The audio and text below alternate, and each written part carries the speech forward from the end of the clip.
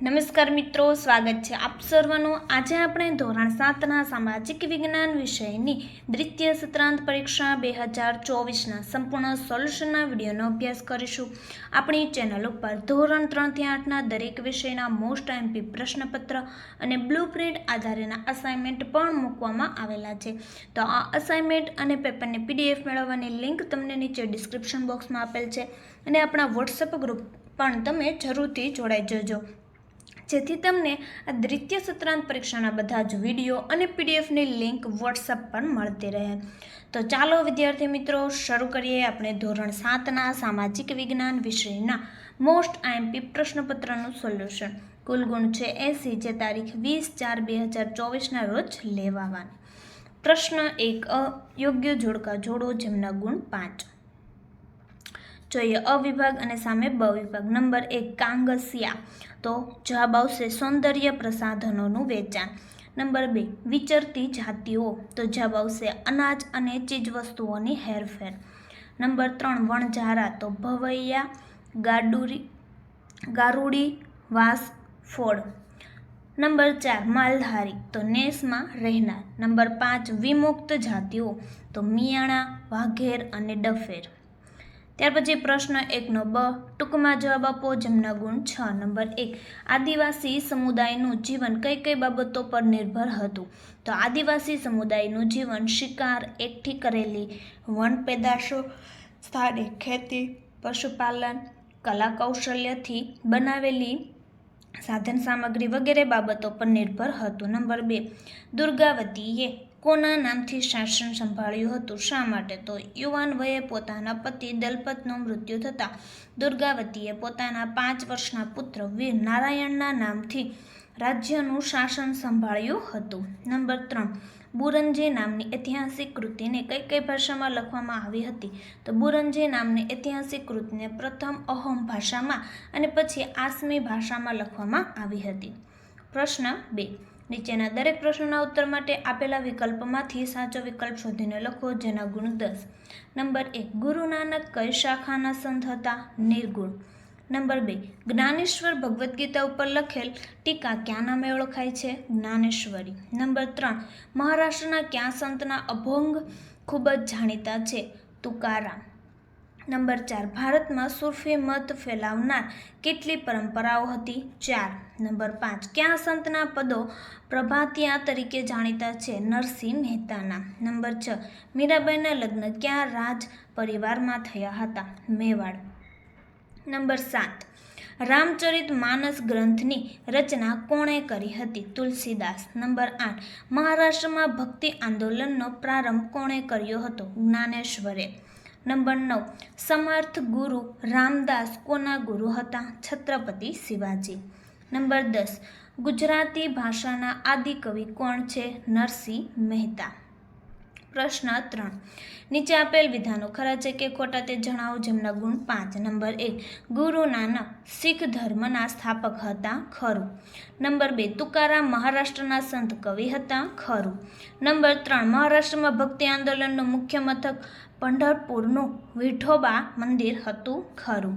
Number 4, સંત કબીર વ્યવસાય ખેડૂત હતા? ખોટું। નંબર 5, ભક્તિ માર્ગના અનુયાયીઓ એકેશ્વરવાદમાં માનતા હતા? ખરું। ત્યાર પછી જોઈએ આપણે પ્રશ્ન 4, ભારતના નીચેના ઉત્સવો વિશે માહિતી આપો, જેમના ગુણ છે 8। નંબર 1, દિવાળી। ત્યાર પછી જોઈએ અહીંયા આપેલું છે નંબર 2 ઉપર હોળી। ત્યાર પછી નંબર 3 ઉપર આપેલું છે ઓણમ। ત્યાર પછી નંબર 4 ઉપર અહીંયા આપેલું છે ઈદ। ત્યાર પછી પ્રશ્ન 4નો બ, ખાલી જગ્યા પૂરો, જેમના ગુણ 3। નંબર 1, ખાલી જગ્યાએ નૃત્યનો આત્મા છે કથકલી। નંબર 2, બિહુ એ ખાલી જગ્યા રાજ્યનું પ્રસિદ્ધ નૃત્ય છે અસમ। નંબર 3, કથકલી એ ખાલી જગ્યા રાજ્યની નૃત્ય પરંપરા છે કેરળ।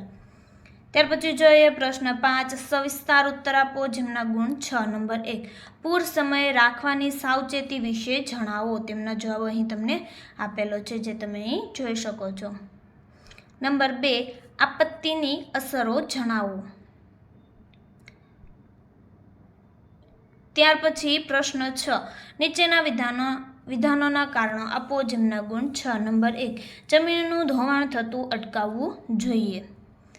નંબર 2, લદ્દાખને નાના તિબેટ તરીકે ઓળખવામાં આવે છે. નંબર 3, કચ્છનું લોકજીવન વૈવિધ્યસભર છે.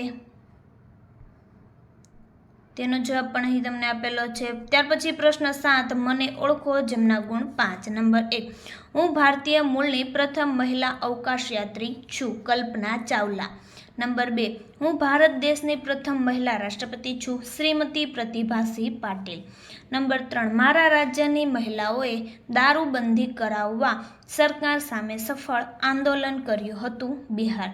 નંબર 4, હું મહિલા સશક્તિકરણ માટેની યોજના છું, સ્ટાર્ટઅપ ઇન્ડિયા અને મેક ઇન ઇન્ડિયા.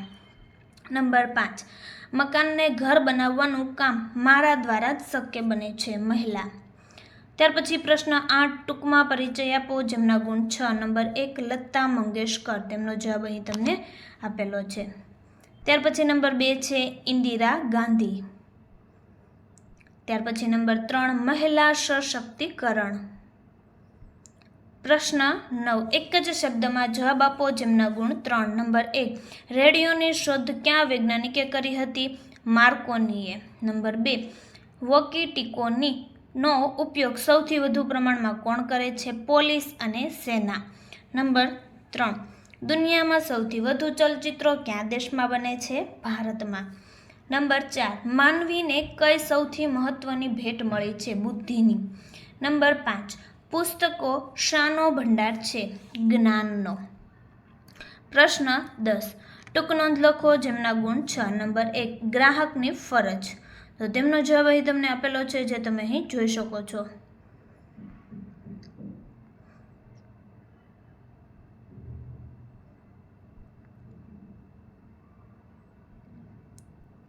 ધોરણ 3 થી 8ની દ્વિતીય સત્રાંત પરીક્ષા 2024 માટે ખાસ ઉપયોગી મોસ્ટ આઈએમપી બ્લુ પ્રિન્ટ મુજબ બધા જ વિષયના રેડી ટુ પ્રિન્ટ પ્રશ્નપત્રના સોલ્યુશનની પીડીએફની કિંમત ₹20. ગયા વર્ષના પ્રશ્નપત્રના સોલ્યુશનની પીડીએફની કિંમત ₹20. વોટ્સએપ પર પીડીએફ મેળવવા માટે સંપર્ક કરો 70 46 22 22 54. બધા જ વિષયના assignment ready to print solution સાથેની પીડીએફની કિંમત ₹35. ત્યાર પછી નંબર 2 આપેલું છે શોપિંગ કોમ્પ્લેક્સ અને મોલ. તો તેની તમને અહીં ટૂંક નોંધ આપેલી છે, તો આ રીતના તેની ટૂંક નોંધ તમારે લખવાની રહેશે, જે તમે અહીં જોઈ શકો છો. પ્રશ્ન 11, તફાવત આપો, જેમના ગુણ 4. તો તફાવત છે સાપ્તાહિક બજાર અને ઓનલાઈન બજાર. અહીં તમને તેનો તફાવત આપેલો છે. બીજો તફાવત આપેલો છે મોહલ્લા બજાર અને શોપિંગ કોમ્પ્લેક્સ. તેનો પણ અહીં તમને તફાવત આપેલો છે, જે તમે જોઈ શકો છો. અને પ્રશ્ન 11b, પ્રમાણિત ચીજ વસ્તુની નિશાની ઓળખી નામ લખો, જેમના ગુણ છે 5. તો પેલું છે એગ માર્ક, ISI, FSSAI, ઓલમાર્ક અને વૂલ માર્ક. તો વિદ્યાર્થી મિત્રો, ફરી આપણે મળીશું ધોરણ 7ના બીજા વિષયના દ્વિતીય સત્રાંત પરીક્ષાના પેપરના સોલ્યુશન સાથે. આ વિડીયોની લિંક તમે તમારા મિત્રો દોસ્તોને જરૂરથી શેર કરજો, જેથી તે લોકોને પણ આ સોલ્યુશનનો લાભ મળી રહે.